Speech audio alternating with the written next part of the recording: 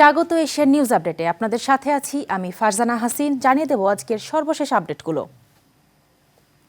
জনগণকে নিয়ে তুচ্ছ-তাচ্ছিল্য করা মানুষরা দায়িত্ব পেলে মানুষের ভাগ দুর্বিষহ হবে।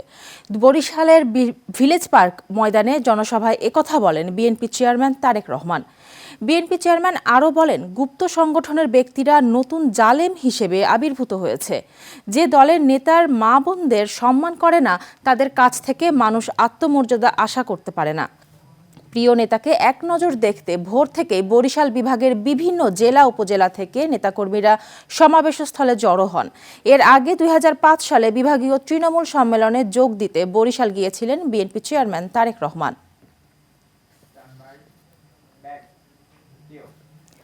বাংলাদেশের সবচেয়ে বঞ্চিত জেলা কুড়িগ্রাম উল্লেখ করে জামায়াতে ইসলামের আমির ডক্টর শফিকুর রহমান বলেছেন, এখান থেকে উন্নয়ন শুরু হবে। এই জেলাকে উত্তরবঙ্গের রাজধানীতে পরিণত করা হবে। কৃষি বিপ্লব হলে সবাই কাজ পাবে। দুপুরের দিকে কুড়িগ্রামে সরকারি কলেজ মাঠে নির্বাচনী জনসভায় তিনি এই মন্তব্য করেন। জামায়াতে আমির বলেন, ১১ দলীয় জোটের সবচেয়ে বড় দল জামায়াতে ইসলামী, কিন্তু আমরা কোনো দলীয় সরকার কায়েম করতে চাই না, পরিবার ও গোষ্ঠীতন্ত্র কায়েম করতে চাই না। এই দেশে আর কোনো জমিদারি চলবে না। ১৮ কোটি মানুষের বিজয় চাই।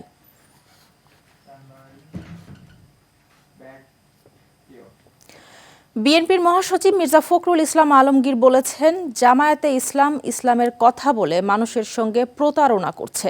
দাঁড়িপাল্লায় ভোট দিলে জান্নাত পাওয়া যাবে, এরকম কথা বলে আমাদের মা বোনদের ভুল বোঝানো হচ্ছে। দুপুরে নিজ আসন ঠাকুরগাঁয়ে নির্বাচনী সভায় প্রধান অতিথির বক্তব্যে তিনি এসব কথা বলেন। মির্জা ফখরুল বলেন, চরমোনাইয়ের পীর সাহেবও বলছেন জামায়াতে ইসলাম কোনো ইসলামী দলই না।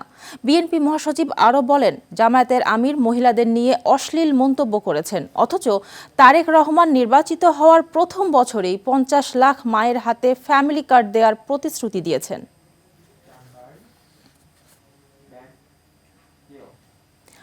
চট্টগ্রাম বন্দরের নিউমুরিং কন্টেইনার টার্মিনাল বিদেশি কোম্পানি ডিপি ওয়ার্ল্ডের কাছে ইজারা দেওয়ার সিদ্ধান্তের প্রতিবাদে আজ থেকে অনির্দিষ্টকালের কর্মবিরতি শুরু করেছেন বন্দর শ্রমিক ও কর্মচারীরা। এর আগে শনিবার থেকে ৩ দিন ৮ ঘণ্টা করে এবং মঙ্গলবার ২৪ ঘণ্টা কর্মবিরতি পালন করেন তারা। কন্টেইনার হ্যান্ডেলিং সহ সব ধরনের কাজ বন্ধ রেখেছেন আন্দোলনকারীরা।